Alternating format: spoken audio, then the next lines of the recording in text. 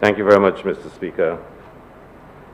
Mr. Speaker, I join you in extending condolences to our parliamentary colleague who lost her son, and I think many of us in here would be very familiar with him, and we certainly want to offer some strength in times like this. I think the member from Mico South recognized the death of a long-standing engineer who happens to be, and I assume it's the same person he was speaking about, a very outstanding servant of cricket and of St. Lucian politics, albeit from the St. Lucia Labour Party.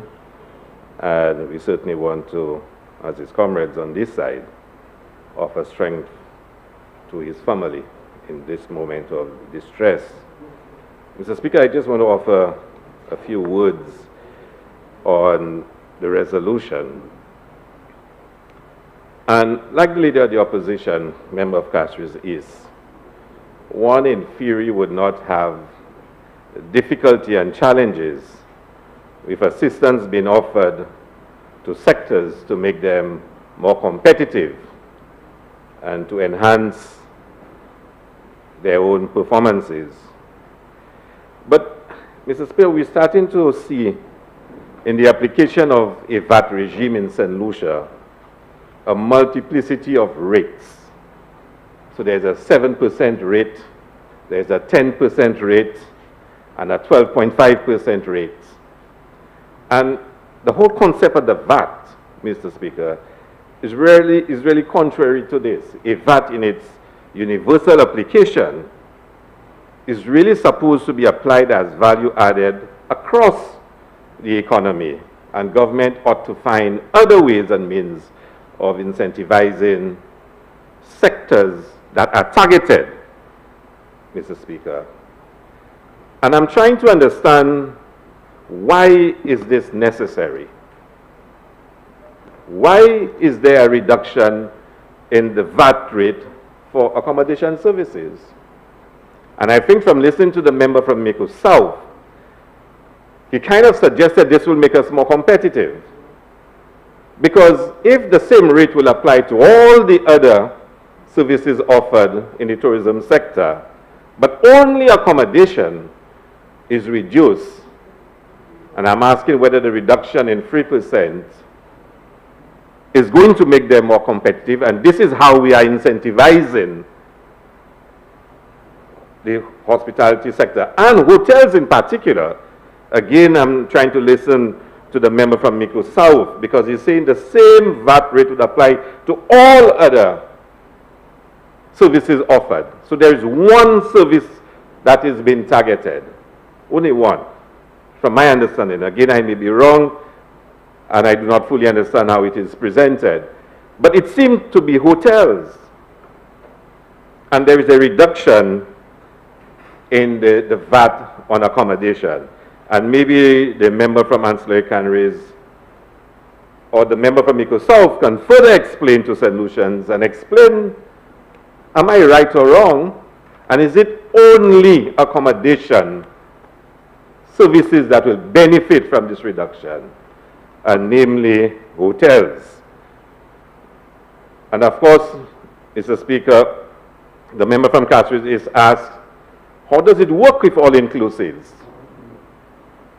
Hotels are advertising packages overseas, and you buy a 7-day package to go to St. Lucia, which includes accommodation, flights, food and beverage.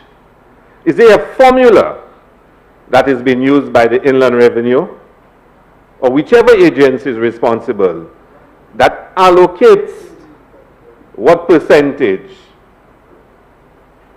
Again, maybe someone can explain. Is it 40% is accommodation, 25% tours, 35% food and beverages?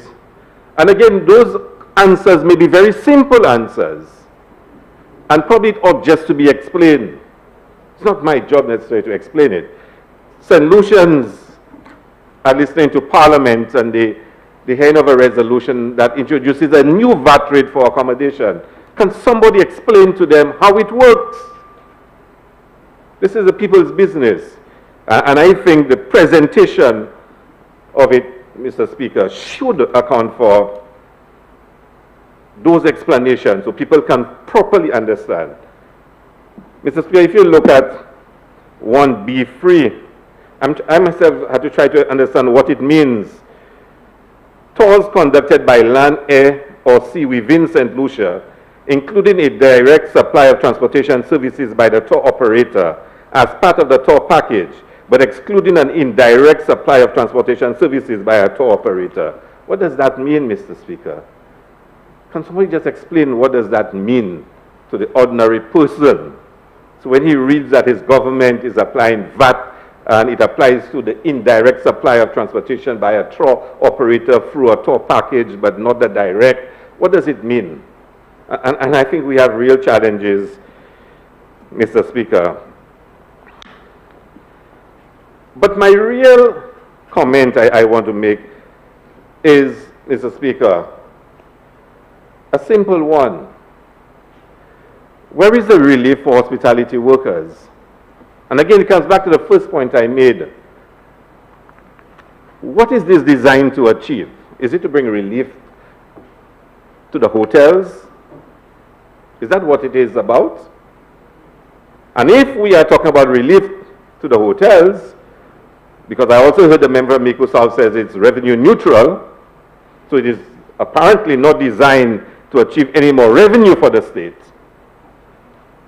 Then, Mr. Speaker, can somebody tell me, and I've never in this house, since this COVID crisis started, ever heard the member for Anslow Canaries, or even the member from Microsoft, the Prime Minister, speak about relief for hospitality workers. Yes, under the NIC income relief package, they would have benefited. But all of us in here know of at least one person who would have lost their job from a hotel during this COVID crisis.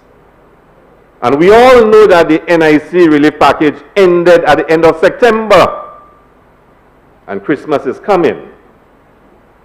Christmas is coming.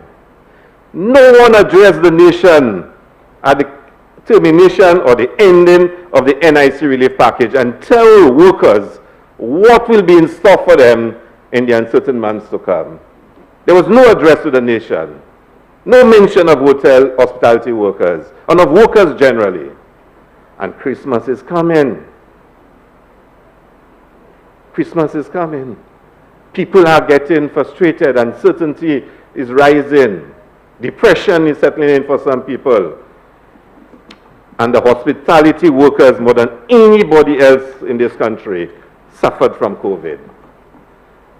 So many of them, and we heard the reports, we hear all the statements of how many new flights are coming to St. Lucia.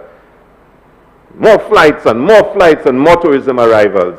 But you don't hear how many workers were made redundant in hotels in the south, the hotels in the north. You don't hear any official statement. You don't hear anything about what is going to be done for those workers. And some of the same hotels that I'm hearing that are making workers redundant, they're advertising positions. Some of them are even advertising positions overseas right now. And let's not pretend that it is not true. Let's not pretend that it is not true. They are advertising positions, the same hotel that are making workers redundant. And you will all agree in this honorable chamber that even before COVID, the hospitality workers suffered some of the worst terms and conditions of employment. The split shift, the long hours. We're not making a statement whether it's needed or not. It's just a statement of fact of what is. Think of the social impact on the split shift, on small children, on the long working hours. Again, let's not be normative and decide whether it can be different or it should be different. It is what it is. Commissions being paid at hotels, tips and service charge, how are they shared? Our hospitality sector is the most unrepresented sector of workers in St. Lucia. Don't take it too far, Honourable Member. I beg your pardon? Don't take the debate too far off the VAT. Well, I'm making a case for VAT for workers, Oh, I'm VAT just saying, relief for workers. tied to it, don't take it on Well, a I'm broad- trying it, I'm going to broad- try it. If there can be VAT relief for hotels, maybe we should have VAT relief for workers too. Because the workers have suffered. And I'm asking a simple question. Commensurate with this relief, can we get some for workers?